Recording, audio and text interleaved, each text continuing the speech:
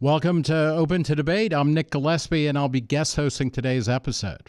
We're taking a break from our regular debate programs to dive into one of Open to Debate's other preoccupations, which is polarization. We've all heard the catchphrases and statistics about how divided we are as a country, how personal and vicious that divide can get, and how gridlocked Congress has become because of it. And then there's the perennial question, how do we get out of it? Well, this is exactly what Brian Tyler Cohen explores in his new book, Shameless, Republicans' Deliberate Dysfunction and the Battle to Preserve Democracy. He outlines what he sees as the causes of our partisanship and provides a roadmap out of the dysfunction.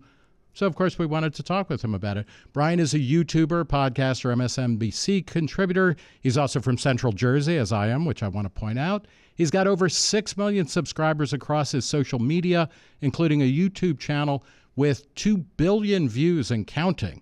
His show, No Lie with Brian Tyler Cohen, has a guest list that's a who's who's in progressive politics, people like AOC, Elizabeth Warren, also President Joe Biden, which made Brian the first YouTuber to snag an interview with the president. Brian, welcome to Open to Debate. Thank you so much for having me. Excited to do this. Let's jump right into it. Tell me what drove you to write the book Shameless, Republicans' Deliberate Dysfunction and the Battle to Preserve Democracy. I thought it was so important right now because as we head toward another election cycle and we start to see polling where Americans trust Republicans more, for example, on the economy, on national security, on the Constitution, they don't actually deserve that branding. And so I talk about how Republicans take their historical branding, this idea that they're the party of the Constitution, the party of family values, the party of fiscal responsibility, of states' rights, of law and order. The list goes on. And they really benefit from that branding to give themselves cover to act in a way that's completely antithetically to that right now. That's one section. There's also the fact that the media has played into this whole farce. And finally, I talk about what Democrats can do to rebalance the political landscape after so many elections where it's the same thing over and over again.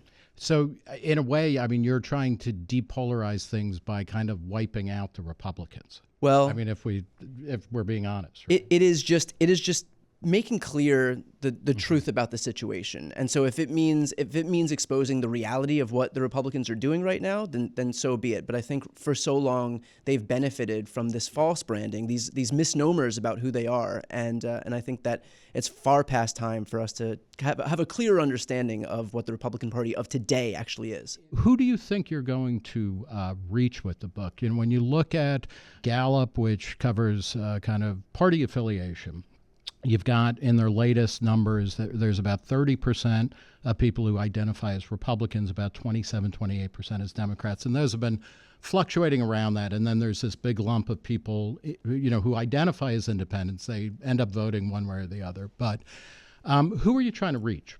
Well, I think it's important, and I talk about this in the book, I think it's important to actually reach my audience, but not as the end audience, so to speak.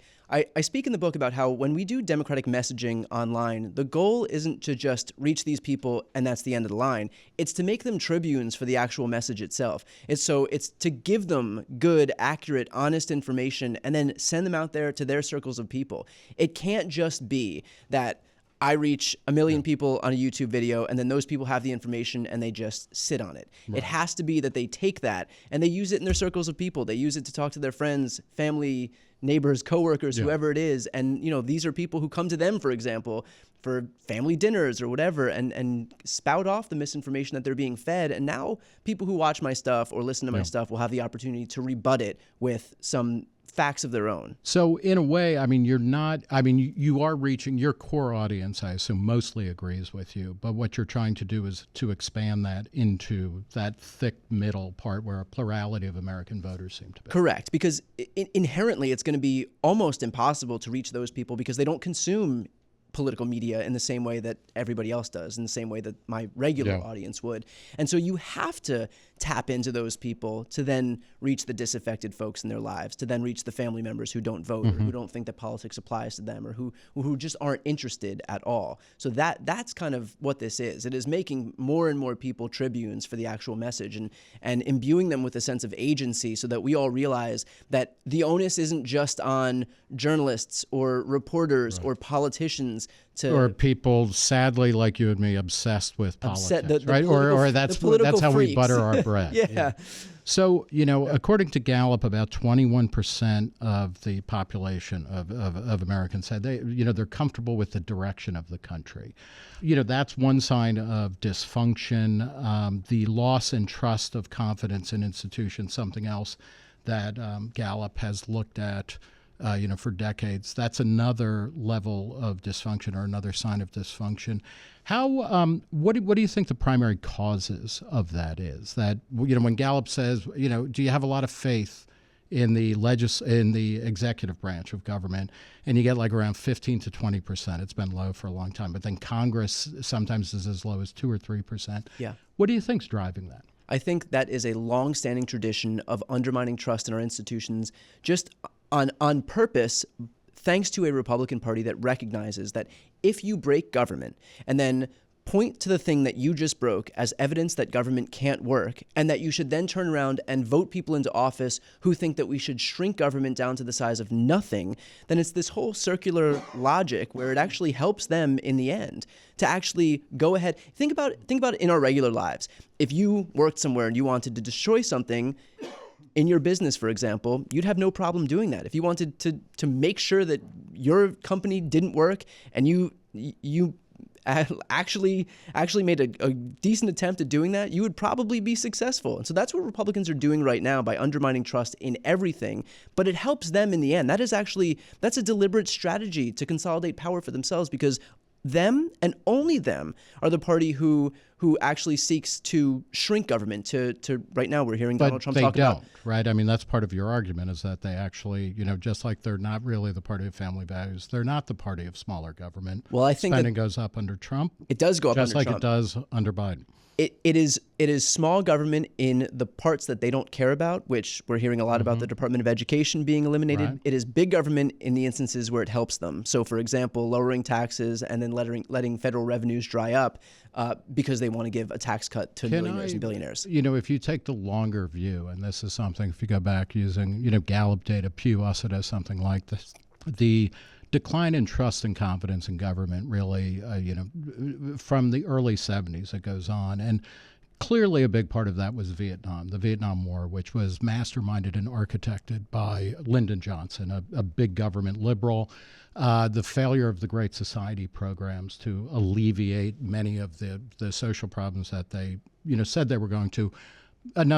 Something that's clearly and rightly identified with the Democratic Party. Then you layer in things like Watergate, but then you layer in things like massive inflation and unemployment and the inability of government to do anything about it, seemingly, under both Republican and Democratic administrations.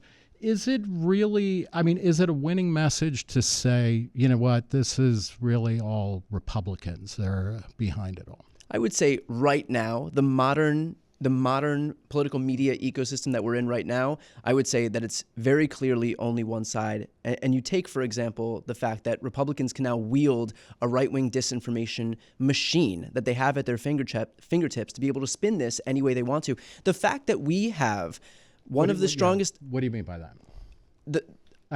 Because the Republican or conservatives will constantly say, we don't have the media. The media is left-wing. We don't have the Academy. The Academy is left-wing. And I would immediately We don't have Hollywood. That's, news and entertainment. That's all left-wing. Well, it's clear that Republicans have lost culture. Yeah. But I think that in terms of the media, look, and this is what I argue in my book, Republicans have a right-wing media ecosystem that acts as a propaganda arm for the Republican Party. You've got Fox News, Newsmax, OAN. Fox just had to pay nearly $1 billion because they were lying on Donald Trump's behalf and continue to perpetuate in large part those same lies.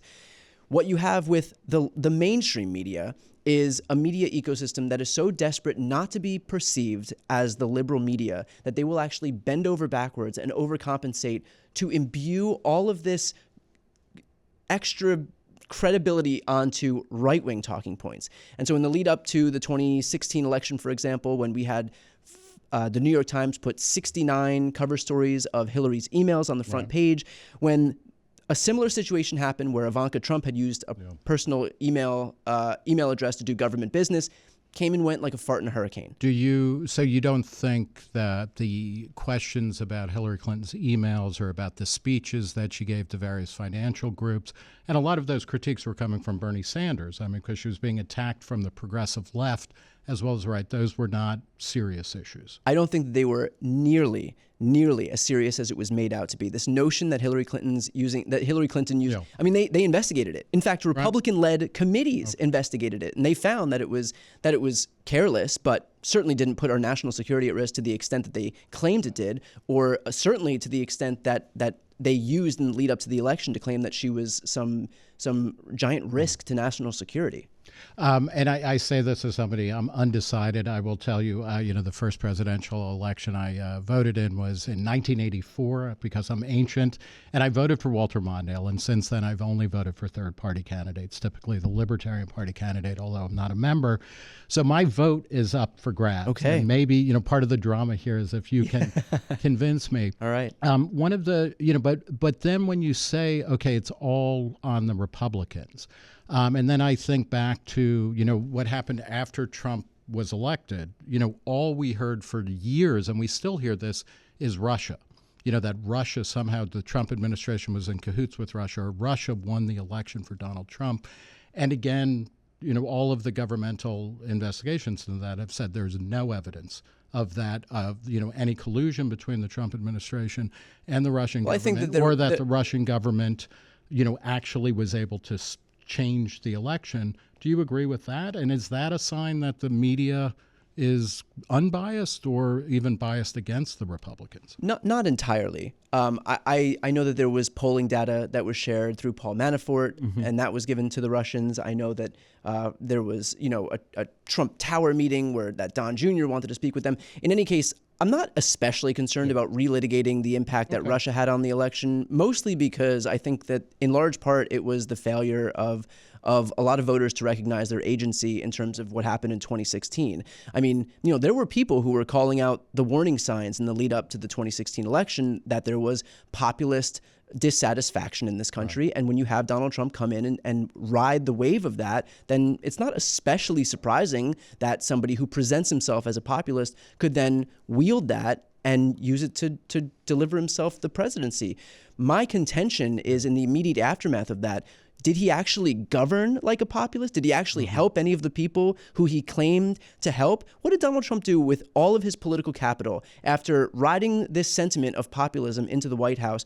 All of his political capital was basically filtered into a tax cut that overwhelmingly favored millionaires and billionaires. And in fact, he even went on to say that if you just reelect Republicans in midterms, we'll actually give you a middle-class tax cut, thereby proving that the whole point of that tax cut was not meant for the middle class. It was meant for the ultra-wealthy. And how did that go for? How did that go for Donald Trump? Yeah, so well, right? Not so well. He added $1.9 trillion to the debt on top of that. I was going to say the midterms didn't work out so well for him. Your argument is that the Republicans are the ones who have, really hollowed out any kind of faith or trust or confidence in the political system or in government's ability to do things. What about the Democrats? I mean, what have they done wrong? Because one of the things that you talk about in the book, which is, I want to say it's a breezy read. It's highly footnoted. It's well done. I think one of the things you talk about is that we have, for all of the 21st century, really, we've been going back and forth between changes in the White House, in the House of Representatives, and the Senate.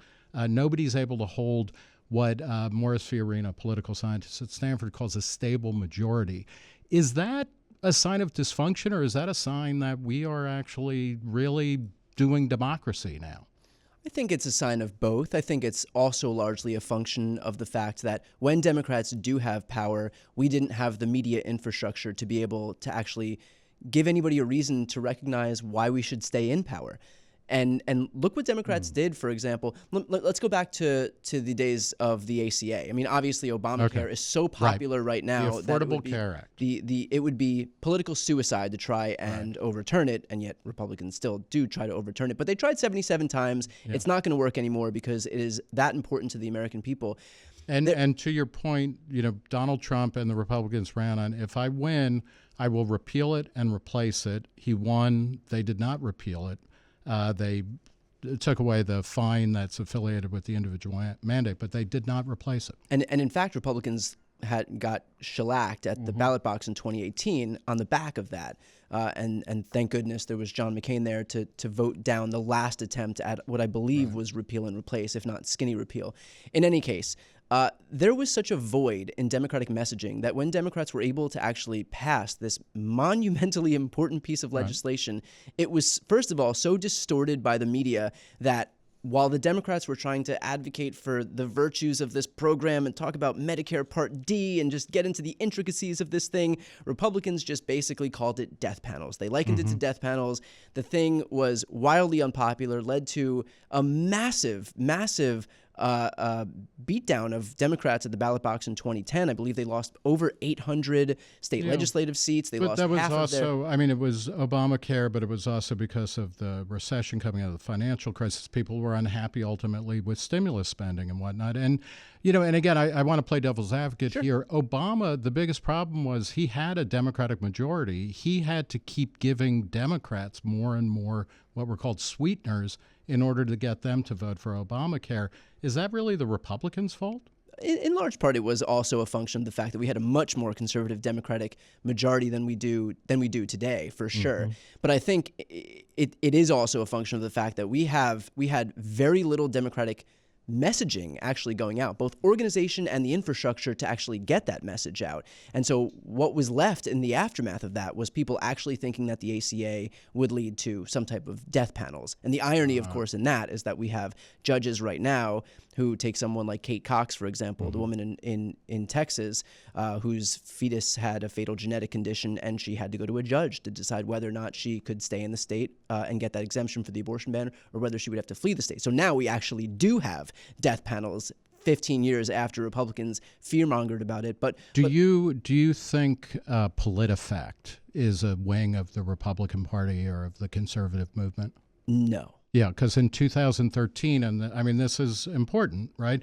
Their lie of the year, they would give a lie of the year, and they gave it to Barack Obama for saying that if you like your health care plan, you will be able to keep it. And they said that was an absolute lie. It always was a lie. Is that Republican subterfuge, or is it, and what I'm getting at here is like, if you're not a partisan already, like, I feel like you're tipping the scale so much that it is, it's a little hard to take. That you're saying that the media infrastructure is built up against the Democratic Party? Yes. Okay. And I do believe that. I do believe that the media infrastructure and the reason that it's different now, for example, is that for the first time, Democrats are able to have some semblance of a progressive media ecosystem that is able to promote the accomplishments that they've been able to pass in just the last 2 years when Democrats had full control of government, as opposed to the most recent 2 years, where when Republicans had virtually the same majority in the House, what they did with their political capital was basically start investigations into Hunter Biden. Right. I mean, it's fascinating to me from the perspective of, what happens. This happened with Bill Clinton starting in 1992. He won, barely squeaked into office. It was one of the tightest races. And we've been in an era of tight races, I think, because nobody's quite sure what they want. But, by 94, he had elected for the first time in decades a full Republican Congress and Senate. And then the Republicans screw it up. And then, George Bush comes in and he ends up screwing it up. Like, Obama got what he wanted in his first 2 years and then elects a Republican Congress. And then, so it's kind of this back and forth.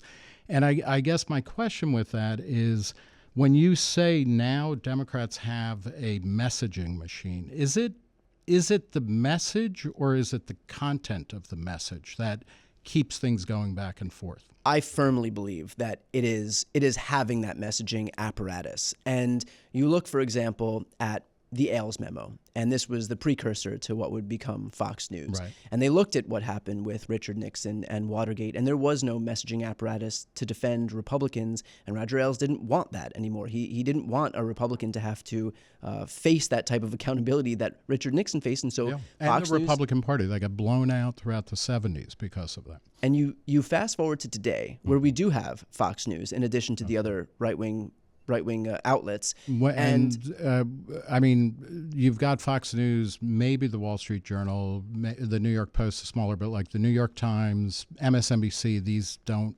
rate, or they are actually Republican. What I'm saying is Fox News. Do you want me to name other right-wing outlets, for example? No. I'm just curious because, the Republican or the conservative rejoinder is like, what are you talking about? ABC News, NBC News, CBS News are all left-leaning, or they're friendly to the Democrats. I think my contention would be, while there may be left-leaning journalists and reporters at those networks themselves bend over backwards to try and prove that they are neutral, and so they show an asymmetry there. But back to my initial point with Fox News, if you fast forward to today and you look at what Donald Trump did with January 6th, for example, not only is he not being excommunicated from the party as Richard Nixon was in 74, but Republicans have rallied around him because he has that media apparatus that, as I mentioned before, Fox itself had to pay nearly $1 billion while defending him. And so this is the culmination of those efforts to make sure that people are manipulated in such a way to believe that, based on what they hear from this partisan media, which was set up expressly to protect Republicans, that in the case of Donald Trump, he's done nothing wrong. Why is Fox News so popular? Is it because it's tricking people, or because it's actually speaking to what they care about? I think that Fox has gotten very, very good at learning how to manipulate people who watch them, preying on fears. And also in terms of popularity, the other networks have basically been able to slice up the half of the electorate that probably identifies as more liberal. And so it looks, just from first glance, that Fox is just this behemoth and that conservatives must rule everything. But in fact, if you just add up the share of ABC, NBC, CBS, MSNBC, and all those other outlets, it would, our country would look 50-50.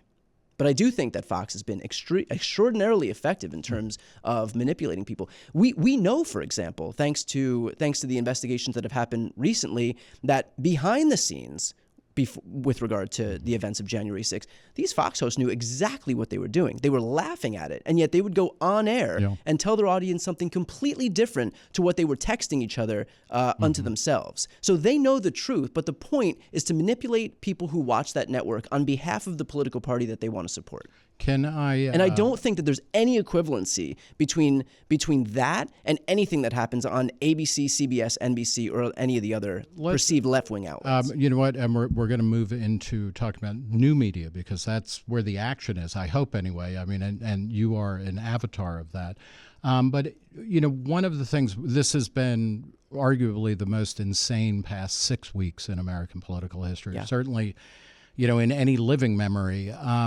We were told up until the presidential debate, and by we, I mean people except at places like Fox News and some other right-leaning sources, that there was absolutely no question about Joe Biden's mental capacity. In your book, which was obviously written months ago, you go into depth about saying, like, these whole questions, you chide CNN for having even, discussed the issue. Of course, this was a fake kind of vaporware project by conservatives to undermine Joe Biden's, confidence or the confidence of voters in the country.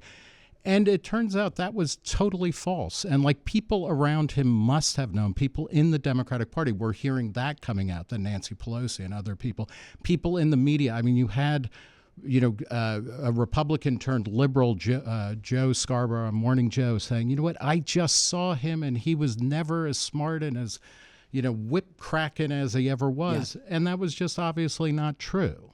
Well, I think... And this is the type of thing that gets into the question of... Totally. When you're saying, but the media is right biased. Totally. Well, here's the thing. Here's what I would push back to that, is that clearly, if they knew the state that he was in, or the state that he got to when we got to the point of the debate, his own staff wouldn't have pushed for that debate to actually happen. So it wasn't as if they were looking to actually sabotage their own candidate, their own boss, by getting him out there.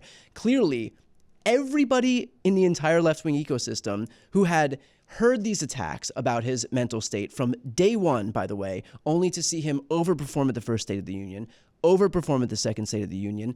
Every time he comes out and does his speeches, he overperforms. And then that talking point, that narrative goes away until he's been gone for, a few more weeks, and then it simmers back up to the surface. And so this was always there. The unfortunate reality is that we got to the point of the debate, and he did have an abysmal debate. He kept it hidden. It's from not that even other people in the Democratic Party. It's that when he came out in public, when we had the opportunity to actually see the guy, he always performed completely fine, if not overperformed. When we saw him at the State of the Union, for example, did you have any qualms about his mental state then? Well, yes, I do, but I have that about almost all politicians, so I'll put. Well, that I guess out there. I should say. But I mean, it seemed odd, actually. I mean, on a certain level. But I agree. I mean, I was like, okay, we're not going to be talking about his age, right? The fact is, I think you can. It's kind of like a broken clock scenario, right? And I think that if they landed on this and they just continue to harp on this, I do think in a sense that they got lucky. But every actual public example of Joe Biden coming out there and talking to the American people, whether it was at his rallies, whether it was at these State of the Union speeches, or even with me at my own interview with him in the White House, he was perfectly fine. Talk about that. What was what year? When was that? This was in February of 2022. Okay. And again, there was not even an inkling of a doubt as to his mental state. He went from me to speak with Heather Cox Richardson immediately thereafter, who's a great historian who big source in your book. Big source in my book, and she writes one of the most widely read Substack. The second most, actually. The Free Press recently surpassed it. So to your point that yes. Conservatives or right-leaning people are taking over everything. Yes. Right. So I mean, and there was never any qualms about this. And again, to my earlier point, if his own staff knew about this and this was some big ruse, why would they have been the ones insisting that he go out there for one of the earliest debates that we've seen in a general election contest? I mean, are you saying they're out of it, or he just had an off night? I'm saying that he should be. I'm saying that he certainly had an off night. That's for sure. And we may have just gotten to the point where then he just got. Where then it was just, he just didn't have it anymore. But I think that when they were making those claims in 2020, 2021, 2022, those claims were unfounded. But in this year, they clearly were. In 2024, by now, I think it's to the point where he can no longer prosecute the case. Yeah. But look, people get old and they get to the point where. Oh, of course. No, that's not the question. That was the point that people were making, right? Is that like, hey, you know what? He's a little bit. But to agree that he is indeed too old in August of 2024 is not conceding that he was also like there is a point where somebody does get too old. And what we saw in 2022, what we saw in 2021, where they were making these claims regardless, I think that those were baseless because he showed us when he went out in public that he was clearly capable of doing the job. Can I, before we talk about new media, let me just, with Kamala, I heard, or, there were stories in the press saying, one of the reasons why Biden wasn't going to step down, because he was old and he knew he would be very old by the end of his term, was because there wasn't a lot of confidence and trust in Kamala as a candidate. And that seems to have completely evaporated. Yeah. And, now everybody is like she's the greatest thing in the world. The way the press treats her, CBS News had a story where she said that she was proposing that taxes, income taxes wouldn't apply to tips, which is something that Donald Trump said 2 months ago. And it's been kicking around in various things for a decade or so.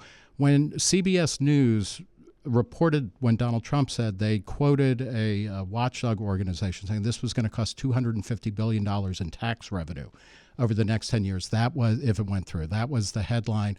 With Kamala, it was, she's rallying, wage, service economy workers. Doesn't that show kind of an odd bias in the press? Perhaps in an anecdotal sense, there is always going to be instances of data where you can prove that the press is either friendly to someone or unfriendly to someone. But I think more broadly, the point stands that coverage of Donald Trump is much more forgiving given the magnitude and depth of his behavior versus what the Democrats have done. But it kind of is baked into the cake, and they are graded on a curve. And so if it was really one-on-one, I mean, the quote unquote scandals that Democrats are involved in wouldn't hold a candle to half of what Republicans do these days. But because there is that curve, all of a sudden, we have to dig into the intricate, scrutinize like to the nth degree things that Democrats do, while in large part forgiving or just accepting it as part of the daily routine, what Donald Trump says, what Republicans do, and even the things that Donald Trump has said just this week, which ended up being one-day news stories, maybe two-day news stories, but by denying the ethnicity of Kamala Harris, by bragging that his January 6th insurrection crowd was bigger than Martin Luther King Jr.'s I Have a Dream speech crowd, by trashing unions during his conversation with Elon Musk on Twitter. If a Democrat said any of these things, I think it would completely dominate the coverage. And you talk about the news cycle of cognitive decline, but when Donald Trump does it, it is baked into the cake that he says crazy stuff, and so maybe we'll focus on it, for one day and then write it off. And that is the asymmetry that I'm talking about. Let me ask, Gallup, in 2000, 55% of Americans had a good deal or a great deal of confidence in the media. It is now down to 32%. Is that because, you would say, because they are reporting in a kind of both sides model on Republican shenanigans? I think that the dissatisfaction on the left. Do you mean among everybody? Everybody's Gallup just said Americans, like, do you have a lot of trust and confidence in the media? In 2000, it was 55%. Now it's 32%. So I think there's a pretty big decline. There's two aspects of that. I think, first of all, we have a bifurcated media ecosystem. We are completely polarized as a country. So right off the bat, you are going to have very little confidence in the media because part of the media is the other side that you very much don't agree with. And I'm sure anybody on the right would say that any what they perceive as being left-wing media sources are completely biased, and so that the media is terrible, and vice versa. Anybody on the left is going to look at the existence of Fox News, Newsmax, OAN, and all those other outlets and say, yes, I'm also dissatisfied with the media. Look at the state of the media in this country. Then further beyond that, I think those on the left recognize that we've not been well served by a media ecosystem that also exists to equate so much of what happens on the left with, for lack of a better word, the criminality that also happens on the right. I mean, how much time do we have to sit and listen to not just the Hillary stuff, but even Hunter Biden stuff, where we ultimately found there was no there, and the Republicans' big smoking gun was some 1023 based on an informant who was spewing Russian talking points, and he ended up being indicted by the FBI. But still, this was reported as ad nauseum. So let's talk about your YouTube channel and your show. Sure. Give its name again. It's just my name, Brian Tyler Cohen. And when did you start it? You're up over 3 million subscribers. I just passed 3 million subscribers. I started it about 5 years ago now, so really went full-time in 2019. Okay. And what were you doing before you became a kind of like main full-time YouTuber or a podcast or a talk show host? Yeah, actually, interestingly enough, I was just writing articles for HuffPost and submitting them like as a volunteer because I was just, passionate about politics. And I was moved to LA to work in the entertainment industry. You were going to be an actor, right? I was going to be an actor. I was actually in the book. I wanted to be an actor. I also worked, ironically enough, at Fox Broadcasting Company. That was my first job out here. No, so I was in the belly of the beast. And that was fine. Yeah. And but a big part of acting is waiting for a lot of people to give you permission to do something, and that was tough for me because I'm very much a type A personality, and that's the Jerseyan, the Central Jersey guy. Oh yeah, right. Like you were going to ask forgiveness, not permission. Exactly, that is a mantra. So let's talk about the YouTube channel. How did you build up? Like, who is your audience, and what are the demographics? YouTube has great analytics. Who's watching you? The demographics, interestingly enough, are pretty varied. I'm split effectively 50-50, and male and female. Yeah, and they are from across the country. Although the biggest metropolitan areas are obviously represented in order, and it's pretty much a parabola in terms of, at the edges. The youngest audiences, 18 to 34, are lower represented.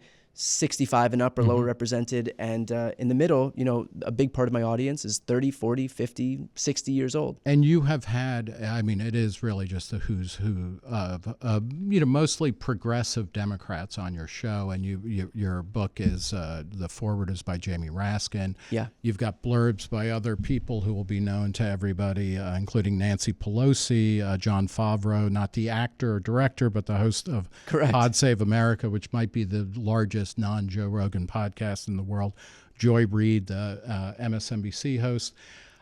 What is the content that people crave? Let's say it's Brondo from, Idiocracy. What do people crave in your content? I think it's just a common sense, no bullshit breakdown of exactly what's happening, and it is the antidote to the both sidesism that we see in the media. For a lot of people, first of all, politics is very inaccessible. There's no way to decipher what's actually happening if you're watching 24-hour news coverage. It's just you have to dip in at some random point. Yeah. You can't actually get a full breakdown of what's happening, and then you have to dip out. And most people don't want to watch news that day. They don't want to be hit over the head with 24 hours of news coverage. So my videos are only 5, 6, 7, 8 to 10 minutes, and it's just a very clear breakdown of exactly what's happening, my take on it, which I think is a common sense take on things, and people seem to... you're not hiding the ball either, right? You're saying you're not that I'm a speaking... progressive. Absolutely, I say I'm a progressive. In the book, at one point, you talk about how you can see the second-by-second trail of viewers. Like this is... it's both kind of immensely interesting and terrifying as a content producer, right? Yes. Where exactly when people stop listening. How does that structure the way you talk or the way you think, and how you communicate, or kind of get into your audience's head? I try to do no empty calories, basically. Look, I'm summing up.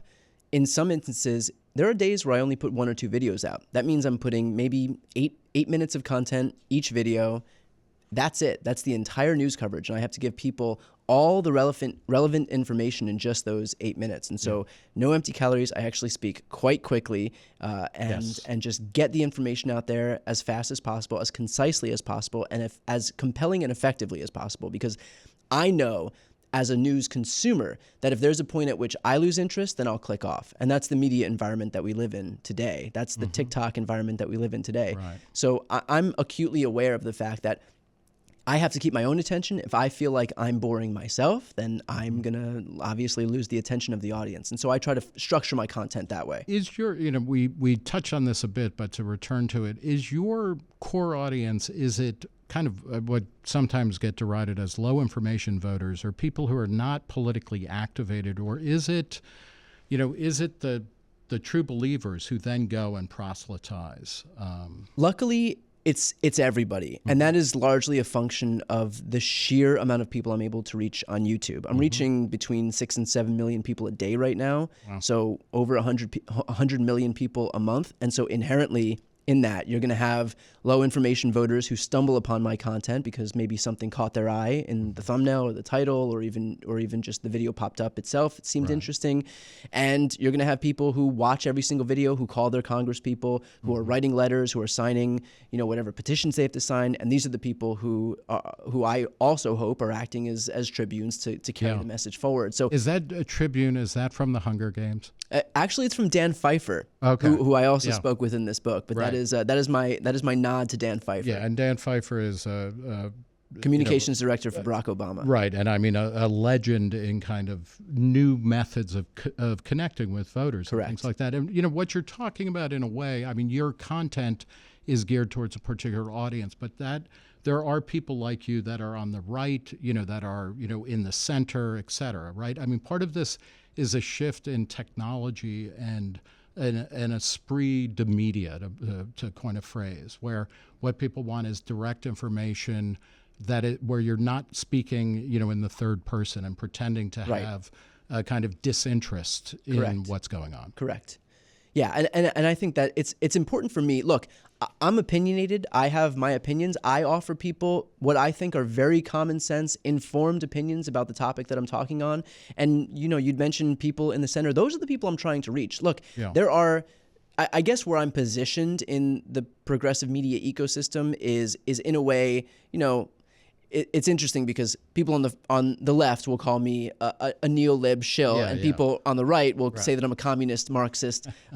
So there really is no winning. But my hope is really to be able to reach people who are in a little bit in the middle, who may have been pushed away, and do it from the perspective, the unapologetic perspective of someone who is a progressive. Do you find that when you connect on one issue, people start listening to you on other issues? Yeah, absolutely. I think there's something of like a gateway, and that's and it could be anything. It could be any issue. But I think a lot of the issues, by the way, that I talk about, a lot of the issues that today's Democratic Party embraces are common sense issues. These are issues that the vast majority of Americans do support. You look at universal background checks. 90% of Americans agree with those. The Republican Party doesn't, but 90% of Americans, including the majority of Republicans, actually do. And so if you're able to find those issues where there is consensus among both sides, including those independents, that's where you can draw people in and at least get an ear so they'll take you seriously for the issues moving forward. All right. We're going to bring in some other voices now. Members of the audience who have been listening, and I'm sure they have burning questions of their own for Brian. If the burning persists, please see a doctor. First, I'd like to welcome Joel Payne. Joel is a Democratic strategist and a political contributor to CBS News. Joel, welcome. Please come on in with your question. Yeah, Nick, thanks for having me. And Brian, good to be with you. Thanks. Appreciate it learning about your scholarship here and look forward to reading this book.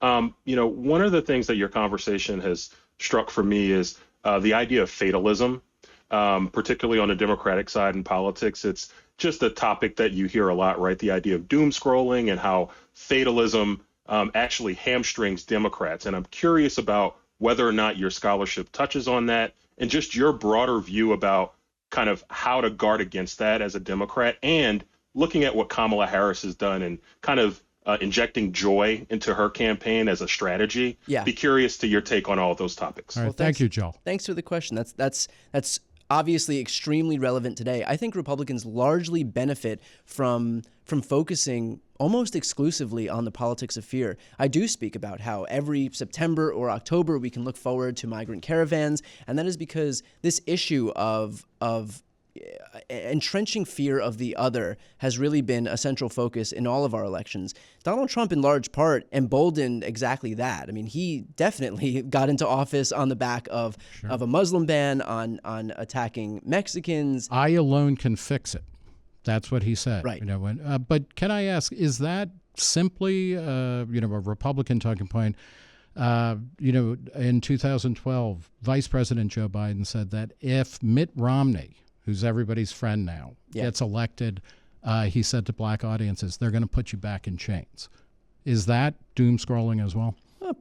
Probably, yeah. And I think that, for example, I mean, Democrats did win in 2012, but certainly not by the same measure. Yeah. And luckily, we did have somebody in Barack Obama who was a candidate of hope. And so even though Joe Biden can say something like that, I think the standard bearer of the party, his message is going to far exceed that. But you look at right now, and the reason that we've seen this change is because Democrats have been able to go back to that message of optimism, and that is going to be.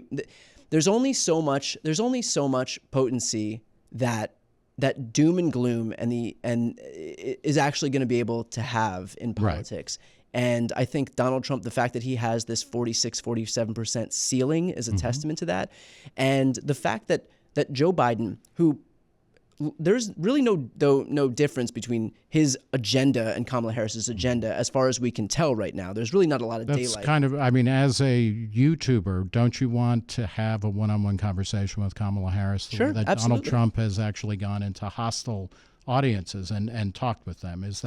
Is she missing a real opportunity to connect with voters? I think right now it's just been a few days, and she's talking to audiences of tens of thousands of people and making sure she's speaking at them. But making sure to very rightly define herself for those people, because there is a large there is a a risk of not doing that, not taking the biggest stage that you have as quickly as you do, and allowing Republicans to fill that so that they can define It's an interesting strategy. Let's talk to Diana Furchtgott-Roth. Diana is the director of the Center for Energy, Climate, and Environment at the Heritage Foundation, and she's the author of many books, but we are going to talk about the one from 2021, United States Income, Wealth Consumption, and Inequality.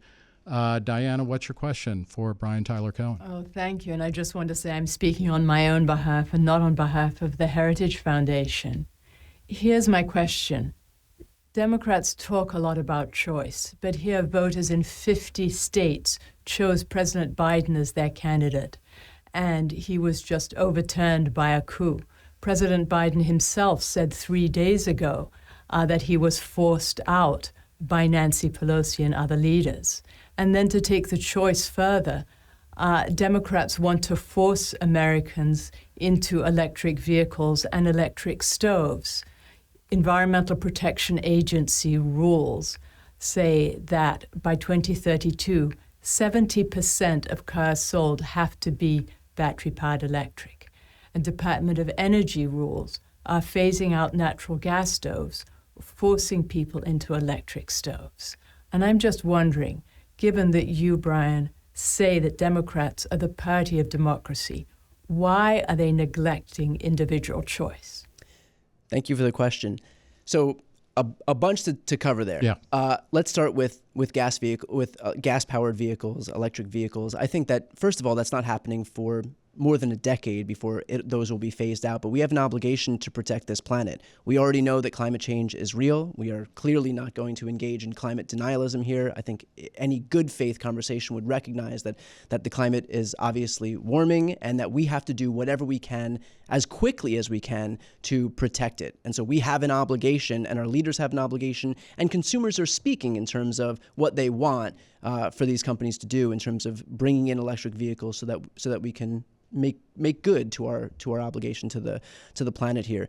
I can't exactly speak on gas stoves, although I would say that Democrats are not looking to take away anybody's gas stove, and I think that's a little bit of tired fear-mongering. Now, this might be the small L libertarian in me speaking, because I'm pretty much pro-choice on everything, including abortion and reproductive rights, but also school choice. And in the book, you ding school choice as a negative thing, but it seems to be, why wouldn't you be in favor of school choice? I'm an advocate for public education, and I think public funds should be going toward public schools. Okay, so and traditional residential assignment public schools, and not Correct. Charter schools, not other Correct. experiments. Okay. Yes. All right. Well, just to answer the question on the coup of the Democratic Party. Oh, yeah. Look, Joe Biden he is absolutely allowed to make the voluntary decision to step down. I can't speak on what reporting has happened, but Joe Biden has the right to be able to step down. He ran with Kamala Harris. The American people voted for Kamala Harris on Joe Biden's ticket in 2020. She is stepping in, and now the American people, the Democratic Party, overwhelmingly supports her on that ticket. She consolidated support among all of the delegates. She's consolidated support among Democrats, at least as far as we can see in the polling. So I think this is more concern trolling from the right than an actual worry about any democratic process being subverted, because the people who you purport to be worried on behalf of are not worried at all. We're completely fine. Should she become president? Should why not hit the ground running? I mean, like president? Right now, like if Biden is not capable of running a campaign. Well, there's a difference between Biden running a campaign where he knows he would have to be in office until he's 86 and being able to serve out 90 days left in his term. Is there any policy intervention, or what is the top intervention you think that can be made that would decrease polarization, or maybe it's less about decreasing polarization and more about bringing in more voices to argue? I think that what would be especially important is to continue along the road that we're on right now. I mean, if you look at a lot of the policies that have been enacted within the first 2 years of the Biden administration, all of them enjoy broad popularity. The infrastructure project was something that even Republicans advocated for. And by the way, a lot of these projects are taking place in red states themselves. Rural broadband, for example, inherently benefits rural communities which overwhelmingly vote Republican. So whether it's that, whether it's the American Rescue Plan, which largely saved the U.S. economy in the aftermath of COVID and led the U.S. to the strongest economy of all G7 countries, if not the world, the Inflation Reduction Act. There is the Inflation Creation Act, as some people would call it. Well, I think right now, as of today, I believe inflation is down to 2.2%. Right. So I think that's higher than it was. Higher than it was, of course, but it was a global phenomenon. Every country dealt with high inflation, and every incumbent leader in every country around the world also suffered greatly as the result of that. Very quickly, if red states are benefiting so much, how do you puncture, if red states are benefiting so much from Joe Biden's policies or Democratic policies, how do you get those people to recognize that and then switch their allegiance? I think it's just a matter of continuing to disseminate good information. We haven't had an ecosystem that has been able to do that before. And I think that's in large part what the Democrats' top responsibility, top priority should be today, is not just is learning from the mistakes of the Obama administration, for example, when you have, the ACA and you can't sell it to the point where it becomes a liability at first.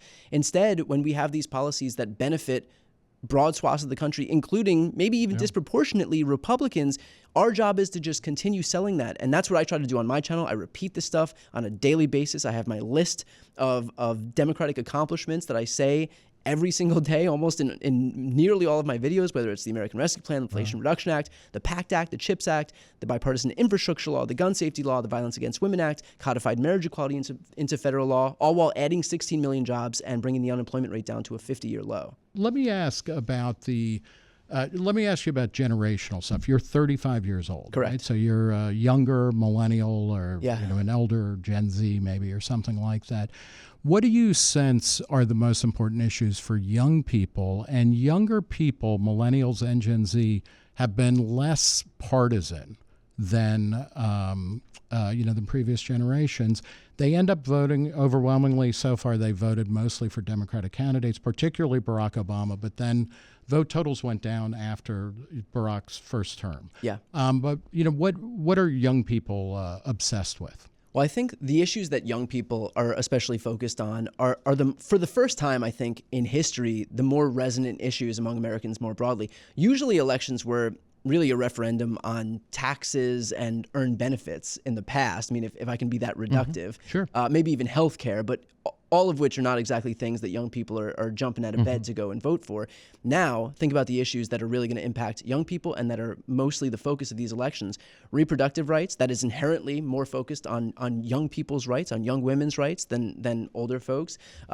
Gun safety, again, an inherently youth-centric issue.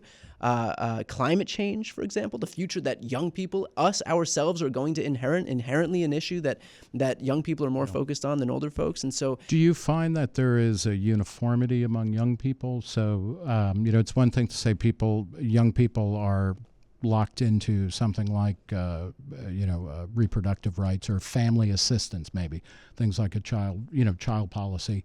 Do they think in the same way, or is there as wide a spread among 35-year-olds as there are among 60-year-olds? No, I think that there's largely uniformity among a lot of these positions. I think with climate change, for example, young people aren't as susceptible to just like the Sean Hannity-esque, propaganda about climate change not being real. Who is the guy who came onto the Senate floor, for example, and brought the snowball? He just passed away. Oklahoma. Yes, Inhofe. Jim Inhofe. Yeah. I mean, like we are way past that. But point. If we're all environmentalists now, doesn't that then say, okay, well, then that actually opens up a policy discussion? And do you say, like, okay, AOC, Alexandria Ocasio-Cortez, some years ago said we have to stop all carbon within 12 years. We're almost at that. Yeah. A lot of people her age don't believe that. They're like, yeah, we got to deal with it, but how we deal with it matters.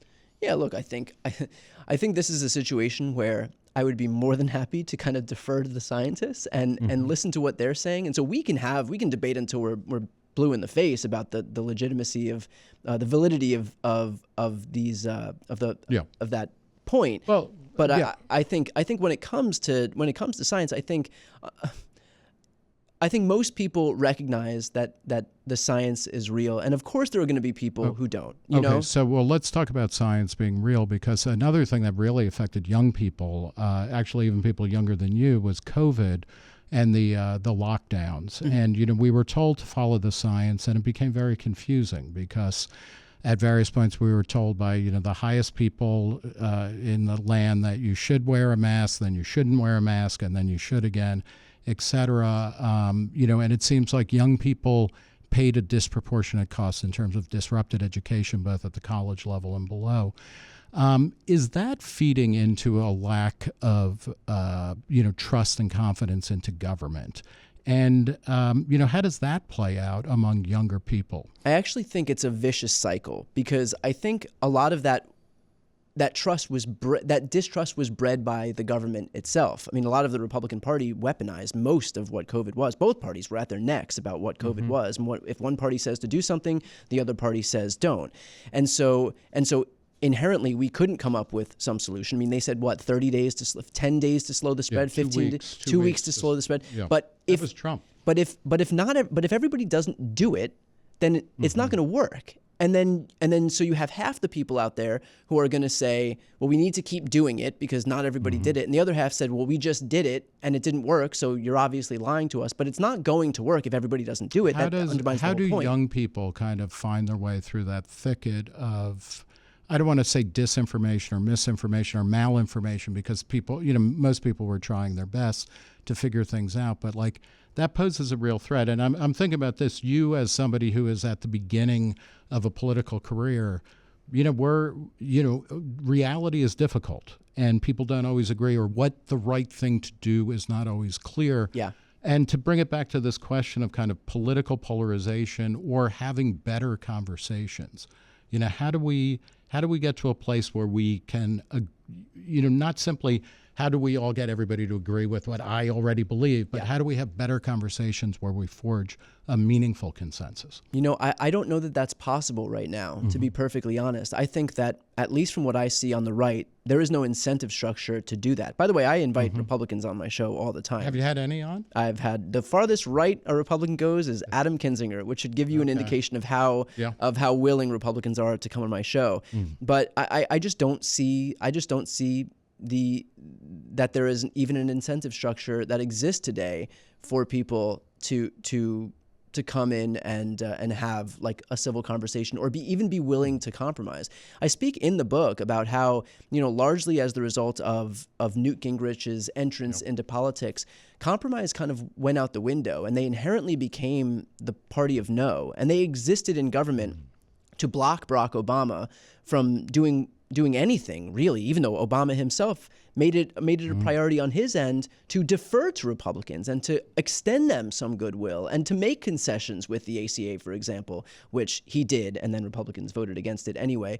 So I do think that starting then, and leading all the way to today, this has been 20 years now, where it's our political ecosystem has been created in such a way so as not only to not encourage it, but actually actively discourage any working together. And so it feels more at this point like terrain on which we're fighting the messaging wars than any venue where we can actually find commonality. I ask this, genuinely of, does that message mean that you are writing off, and I don't mean you're actually channeling Mitt Romney now, where, he famously was caught on a secret recording saying, there's 47% of the people who are never going to vote for me anyway.